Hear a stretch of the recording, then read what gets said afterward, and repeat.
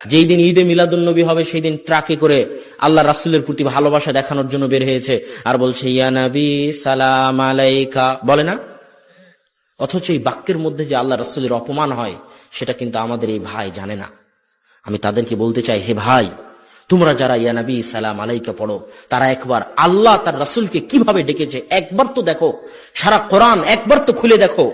এই সমগ্র কোরআনের প্রথম থেকে নিয়ে শেষ পর্যন্ত আল্লাহ অন্য নবীদেরকে যতবার ডেকেছেন সব নবীকে নাম ধরে ডেকেছেন। ইয়া জাকারিয়া, জাকারিয়ার নাম ধরে ডেকেছেন। ইয়া ইব্রাহিম, ইব্রাহিম আলাইহিস সালাতু ওয়াস সালামের নাম ধরে ডেকেছেন। কিন্তু যখন আমাদের নবী মুহাম্মদ সাল্লাল্লাহু আলাইহি ওয়াসাল্লামকে ডেকেছেন তখন বলছেন ইয়া আইয়ুহান নবী কুল্লি আজওয়াজিক।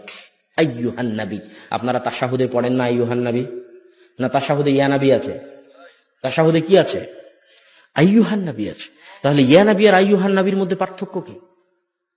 আমি আপনাকে বললাম এ আব্দুল্লাহ, এ আহমদ, এই ডাকের মধ্যে কোনো সম্মান আছে? কোনো সম্মান নেই।